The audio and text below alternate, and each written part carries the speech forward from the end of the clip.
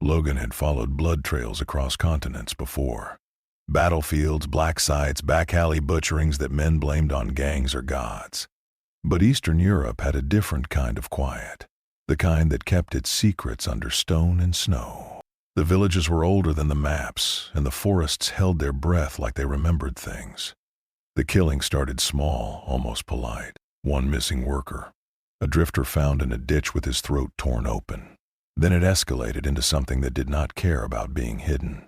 Bodies opened like meat sacks, ribs snapped outward, jaws dislocated, skin peeled back as if hands had tried to climb inside and pull the soul out by force. Logan crouched beside one of them behind a shuttered factory, rain tapping the rusted gutters like knuckles. He didn't need a flashlight. He didn't need a badge. He had the only tools that ever mattered.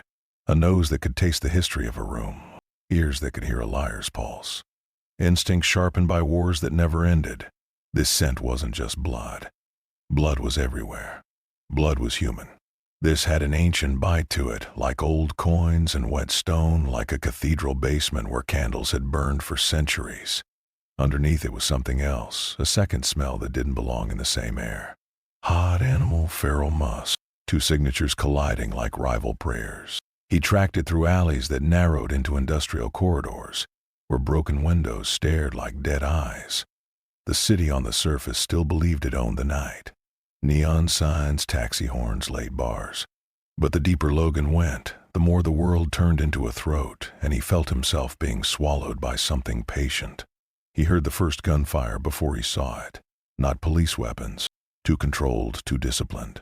Then came the scream, not human, not fully animal either. A sound that made the hairs on Logan's arms rise and his hand drift toward the place where claws lived under skin. He climbed a chain-link fence and dropped into an abandoned loading yard. Shadows were moving like blades. Men in tactical gear were firing silver rounds, their faces hidden behind masks, their bodies fast in a way that didn't match their size.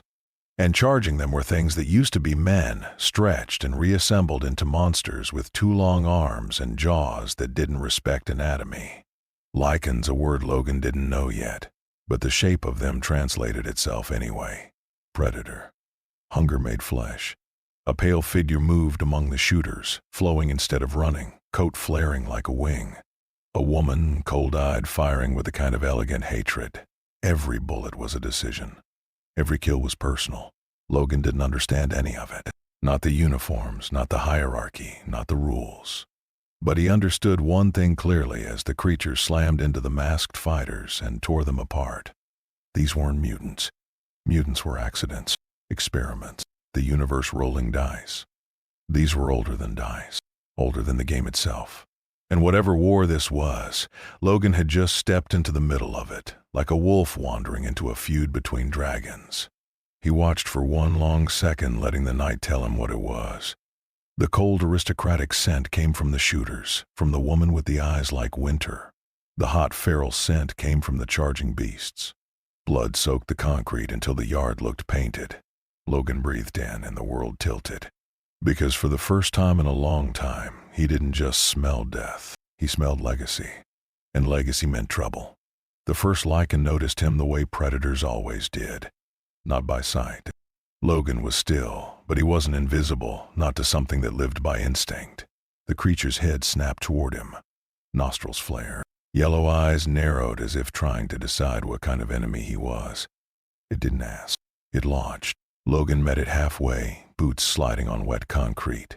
The Lycan was heavier than it looked, a wrecking ball wrapped in fur and muscle. Its claws raked across Logan's chest and sparks jumped off adamantium ribs like lightning off a metal fence. Pain bloomed, sharp and bright. Not enough to stop him, never enough. Logan's fist drove into the creature's throat, and he felt cartilage crush. The Lycan coughed a sound like laughter and hatred combined, then slammed Logan into a shipping container hard enough to dent steel. He tasted blood, his own and someone else's. He spat it out and smiled without humor. That was the language. The Lycan lunged again. Logan's claws snapped out with a wet, final sound, 3 silver-gray blades catching the yard's dim light. The creature hesitated for a fraction of a second, confusion twitching through its snarl. Those weren't fangs. Those weren't weapons a vampire would carry. Logan didn't give it time to think. He carved upward, fast and ugly. The claws opened the Lycan's torso, and black-red blood poured out, steaming in the cold rain. The creature screamed and stumbled, but it did not fall like a man. It fought like a thing that believed death was negotiable. Two more came for Logan, circling like they'd been trained. One feinted low, the other high. Logan let the low one commit, then he pivoted, taking the high one's arm at the elbow and ripping it free. The sound was wrong. Too much tearing. Too much wet. The remaining Lycan recoiled, then slammed into Logan's back with both hands, trying to drive him face first into the concrete. Logan's skull hit hard enough to crack the surface, but his body repaired itself as if insulted by the attempt. He rolled, drove his claws into the Lycan's shoulder, and used the leverage to pull himself up and through. The creature roared in his face, hot breath stinking of raw meat and rage. Its teeth closed around Logan's forearm. Pain flared, then faded. Logan watched the Lycan's eyes widen as it realized what it had done. The bite didn't weaken him. It didn't infect him. The wound knitted back together around the teeth, trapping them for a heartbeat. Logan yanked his arm free and backhanded the creature across the jaw hard enough to snap its head sideways. Then he rammed his claws into its chest and pinned it to the wall of the container like a warning sign. The Lycan spasmed, eyes rolling, then went slack. Around them the battle shifted. The masked shooters had noticed. They stopped firing for a second, and Logan felt their attention like laser sights. The woman with winter eyes watched him from behind her weapon, and her expression didn't change, but something behind it did. Calculation. Across the yard, the remaining Lycans began to retreat, dragging their wounded, snarling at Logan like he was something that had broken the rules of their world. Logan retracted his claws slowly, letting the metal sink softly back into his bones. He breathed in again. Cold. From a rooftop, someone spoke into a radio, voice tight with disbelief. There is a man down there. He is fighting Lycans with his hands. And he is not dying. Rumors Logan knew were like infections. They spread best in darkness. And this city had more darkness than light. Selene did not approach mysteries the way humans did. Humans ran toward the unknown with open mouths and hopeful stupidity, believing curiosity was a shield. Selene approached like a blade sliding from a sheath, quietly, without ceremony, already prepared to kill what she found. She watched him first, not from across a street like a spy, but from the higher places where the night belonged to those who understood it. Fire escapes, church spires where stone saints stared downward with hollow calm. The reports had reached her in fragments. A man with metal claws, a man who bled and healed and kept moving. Lycans retreating from him as if he were a death dealer in human skin. Selene had seen warriors. She had killed warriors. She had trained among predators who called themselves noble while feeding on the helpless. This man was different, not because he was stronger, though strength mattered. Different because he moved like someone who had learned violence as a language, not as a job. He hunted, not for pleasure, not for politics, because that was what he was. She found him on another night that smelled wrong, when the moon was a thin scar behind clouds. Logan was walking along an underpass where graffiti bled color onto concrete. He was alone, but the city was never truly empty. Selene could hear the hearts in nearby apartments, hear the rats, hear the distant sirens that belonged to a surface world still pretending. A pack came for him again. 4 this time, maybe 5. They didn't announce themselves. They fell from shadows like a curse. Logan didn't flinch. He turned into them as if they'd been expected, as if the night had scheduled the fight and he had arrived on time. Selene watched the first Lycan's claws rake his shoulder open, watched the blood spill, and watched the wound close as if the flesh refused to admit damage. He should have been slowing. He didn't. He drove his claws into the Lycan's ribcage and twisted. The sound carried in the underpass like a snapped branch. Another Lycan tried to take his back. Logan caught it, rolled, and slammed it hard enough to crack bone. Selene felt something she hadn't allowed herself in a long time.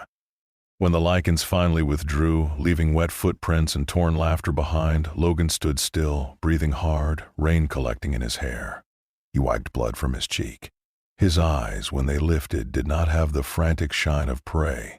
They had the exhausted patience of a creature that had survived too much to be impressed by threats. Selene stepped out of the higher darkness and dropped to the ground without a sound.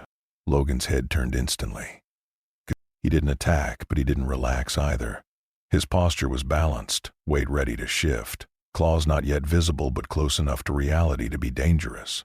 Selene spoke first, voice low, control, like a confession offered to no one. "You are not one of them."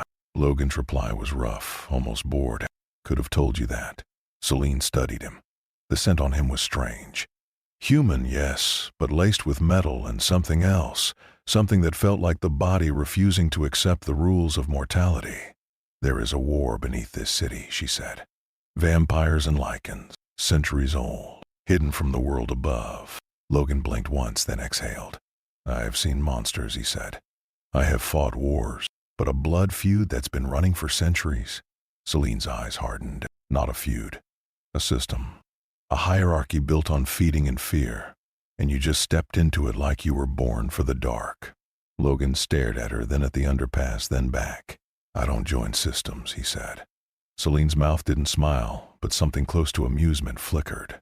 "Then you are already a problem." And problems in her world did not survive long, unless they became legends. Once Selene spoke the truth aloud, the city felt thinner, like a curtain pulled back.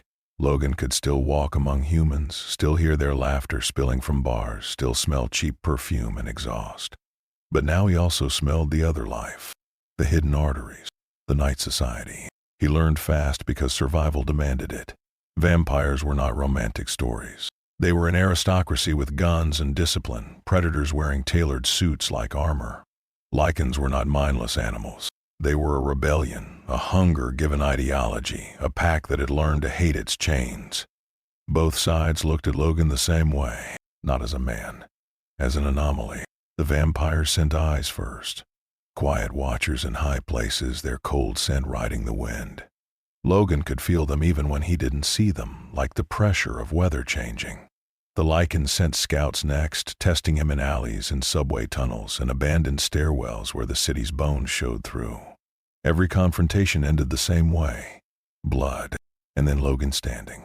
The first time a vampire blade went into Logan's ribs, the attacker expected him to fold. Logan grunted, grabbed the wrist and snapped it. Then he pulled the blade out himself, watched his own blood drip, and watched the wound close while the vampire stared like it had seen the sun rise in the wrong direction. The first time a Lycan bit him deeply enough to draw a mouthful of his blood, the creature recoiled in disgust, as if what it had tasted did not belong to any ecosystem it knew. Logan felt fever try to crawl through him, something ancient trying to write itself into his cells. Then his healing factor erased it like an insult. Whatever curse lived in their blood, Logan's body rejected it. Not by prayer, not by purity, but by sheer stubborn biological violence. His mutation didn't negotiate. It corrected. Whispers grew. Vampires spoke of him in their hidden halls as if discussing a weapon that had wandered into their world without being forged. Lycan spoke of him like a warning, a hunter who smelled human but killed like something worse. Selene remained the closest thing Logan had to a translator, but even she was careful. In her world, information was blood, and giving it away was a kind of self-harm. "You don't understand what you are doing," she told him one night in a derelict cathedral where the stained glass had been shattered long ago. Her voice echoed among broken saints. Logan leaned against a stone pillar, arms folded, looking at the dark. He could hear distant traffic like ocean noise. "I'm stopping killers," he said. "That's what I do." "You are destabilizing the balance," Selene said. "When you kill a Lycan pack, vampires see opportunity. When you cut down vampires, Lycans see hope. You become a signal." Logan's eyes narrowed. "I didn't ask to be anybody's signal." Selene stepped closer, and for a moment her cold scent mixed with the metal in him, and the air between them felt like a blade held sideways. "They will try to take you," she said. "They will want to understand you. Control you. Use you." Logan's mouth twitched. "Let them try." But even as he said it, Logan felt the truth settle into him like a weight. In a world where monsters had ruled for centuries, the arrival of something that didn't fit their categories wasn't just unusual. It was terrifying, because systems could survive enemies. What they could not survive was proof that their rules were optional. The ambush came with intelligence, not brute force. Logan smelled them before they moved, but the scent was layered with chemicals, masking agents, city filth. They had learned. They weren't just beasts in alleys. They were soldiers in a war that had lasted longer than most nations. He was in a rail yard at the edge of the industrial district, following a trail that led to another torn body, another human who had died without understanding what ate him. The tracks were slick with rain. The empty cars sat like tombs. Then the night exploded. A Lycan hit him from the side, not in full beast form but in a half-shifted state that kept its hands capable of holding weapons. Its shoulder drove into Logan's ribs. Another slammed into his back. A third came in low and swept his legs, and suddenly Logan was on the ground with heavy bodies trying to keep him there. For a heartbeat he understood their plan. Pin him, hold him, let the pack do what packs did. Claws tore at him. Teeth snapped. Someone drove a blade toward his throat. Logan's claws burst out, and the sound was a promise. He didn't fight like a vampire, clean and precise. He didn't fight like a Lycan, feral and frenzied. He fought like a man who had been caged and had learned to turn pain into fuel. He stabbed upward without looking and felt metal bite into flesh, ribs giving way. A Lycan screamed into his ear. Logan headbutted it and rolled, using the momentum to throw two bodies off him. He came up on one knee, claws out, rain running down his face like sweat. 5 Lycan, maybe 6. They circled, breathing hard, their eyes reflecting stray light like coins at the bottom of a well. They came in waves.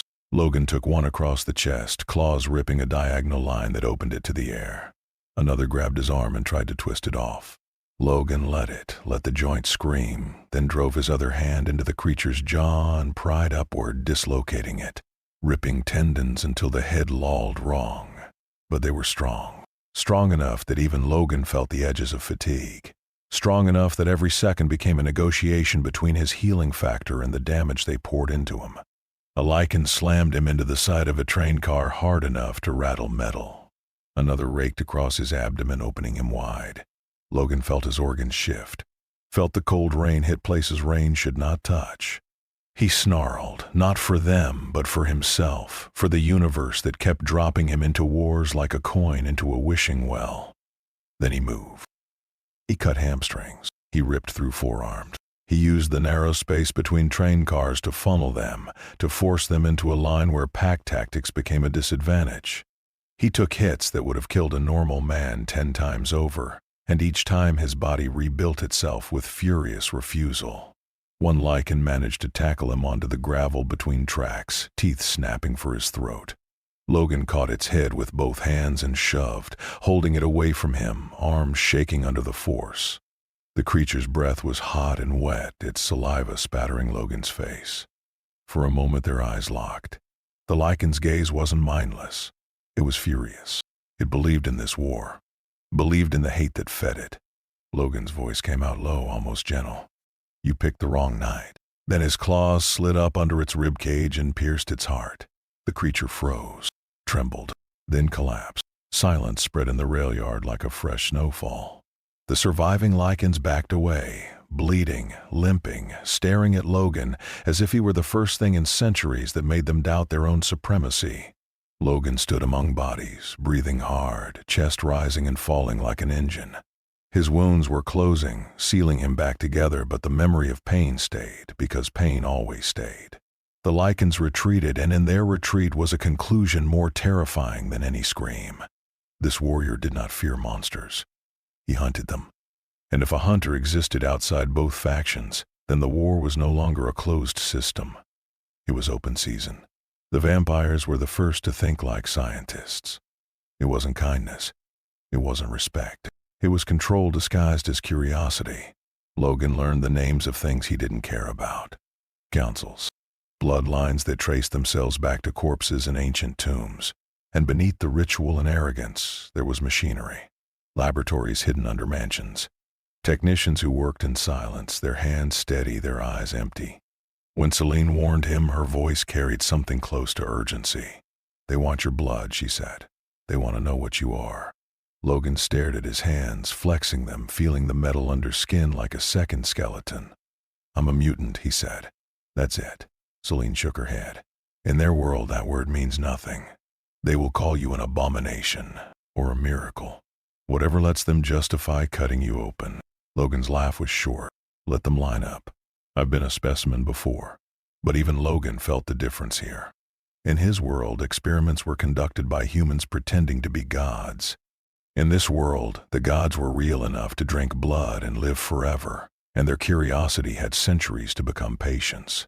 Rumors filtered through the night that Logan's healing factor might allow a vampire to walk in daylight, that his DNA could create a new breed, one that didn't age, didn't burn, didn't obey, that if a vampire could bond with whatever made Logan regenerate, the old hierarchies would collapse overnight. And then came the darker theories, that his blood could end the war by creating a third species that both sides could not defeat, or that it could end the war by giving one side enough advantage to exterminate the other. Selene brought him to a safe place, an abandoned apartment high above the streets, where the windows were blacked out and the air smelled like dust and old cigarettes. This is not just about fighting anymore, she told him. This is about what you represent. Logan looked out through the dark glass at the city lights below, tiny and fragile. I represent a guy who wants to be left alone. Selene's voice softened barely. The world will not let you be left alone. Not when you make immortals feel afraid. Logan didn't answer. He listened to the city, heard distant laughter, heard a couple arguing in a kitchen, heard a child coughing in sleep. The normal world, unaware that beneath it, predators were holding meetings about how to harvest a man's blood. For the first time since he arrived, Logan felt the war reach past his claws and try to wrap around his throat. He wasn't just a warrior here. He was a prize, and prizes were always hunted harder than enemies. Both factions came to him the way empires always approached weapons, with promises. The vampires offered order, protection, a place in their hierarchy, which was just another word for leash. They spoke of refinement, of purpose, of joining something eternal. They spoke as if eternity itself was payment enough.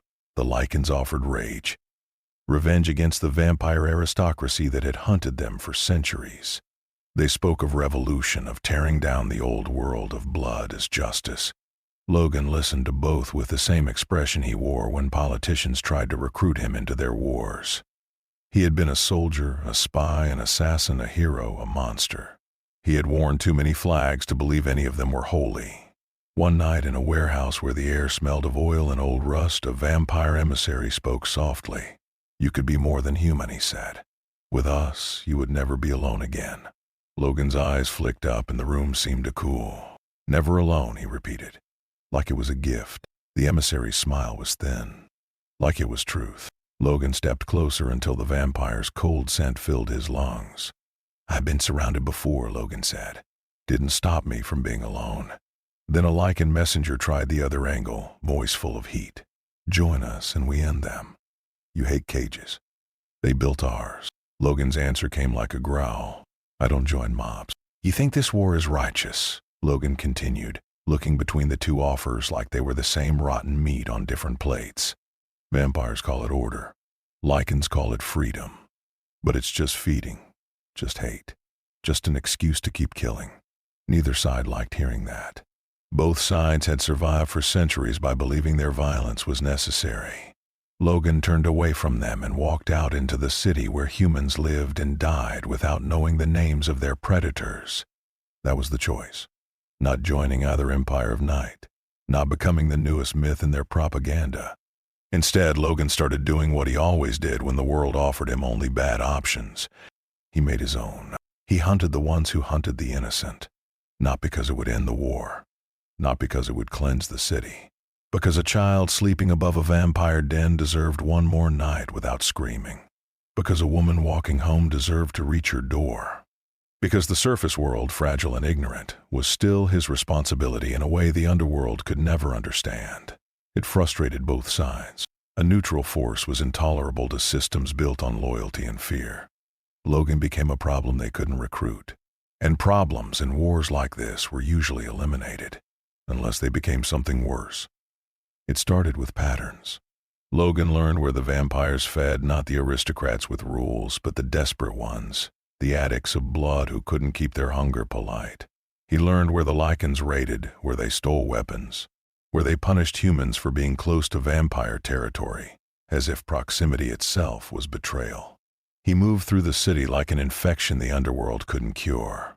A vampire disappeared from a nightclub basement, his entourage found later torn apart in a stairwell, their bodies arranged like warnings. A Lycan pack that had been preying on commuters was discovered in a sewer tunnel, shredded, the stench of wet fur and death lingering for days. Stories spread because predators love stories more than prey does. Humans tell stories to make sense of fear.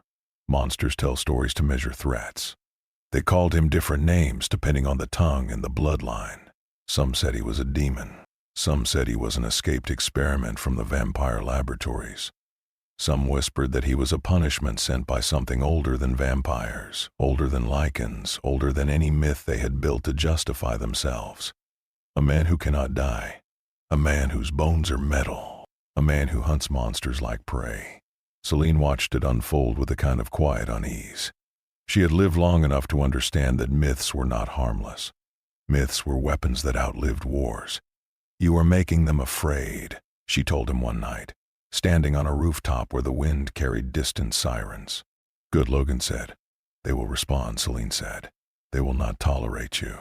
They will either capture you or destroy you." Logan looked at the streets below. A couple walked arm in arm, laughing, unaware. A man smoked outside a convenience store, bored. A bus rolled past with tired faces behind glass. "Let them try," Logan said again, but this time it wasn't bravado. It was acceptance. He had never been safe. Safety was something other people got. The underworld shifted. Vampires began traveling in larger groups, their arrogance tightening into caution. Lycans stopped raiding as openly, choosing stealth over spectacle. The war didn't pause, but its rhythm changed. Because now both factions feared the same thing, not each other. A hunter who didn't need to win their war to destroy their lives. A hunter who didn't care about their ideology. A hunter who simply erased threats, one monster at a time. And every time Logan walked away from another kill, rain washing blood from his hands, the underworld understood one more truth. Their centuries of power had never been challenged by something that refused to be part of the game. Logan wasn't trying to rule. He was trying to survive. And survival in the end was the most disruptive force of all. The city did not change on the surface. It still sold coffee in the mornings. It still played music in clubs at night. It still argued about politics, about sports, about celebrities. Humans still believed their world was the only world.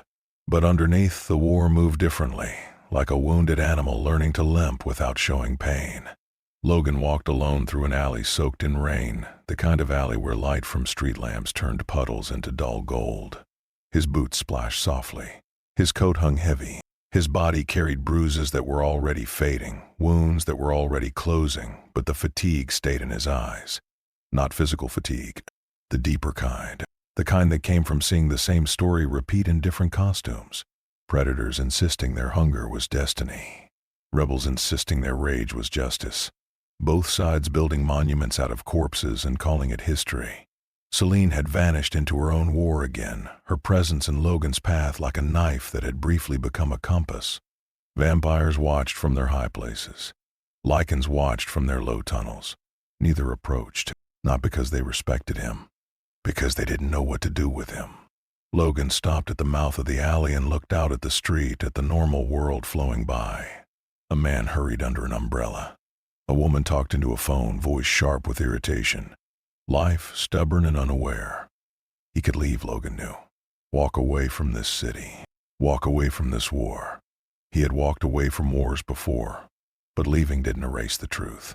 Something had changed. Vampires now checked rooftops twice before crossing open spaces. Lycans now hesitated before rushing into a fight. Messages passed faster through their networks. Meetings grew tense. Plans grew paranoid. Centuries of certainty had cracked, and into that crack had entered a new fear. Somewhere in the darkness, a predator walked the night. A man who healed from any wound. A warrior who refused to serve either side. The underworld had belonged to vampires and Lycans for a very long time. They had carved it into territory, into lineage, into pride. They had believed their war was eternal, that it was the natural order. But now the night had to make room for something else. Not a king, not a savior. A hunter. Logan turned and continued walking, disappearing into the rain. Not chasing glory, not seeking peace, just moving because movement was what kept him alive.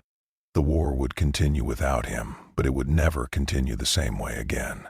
Because once a system learns it can be hunted, it never sleeps the same. And neither did the monsters.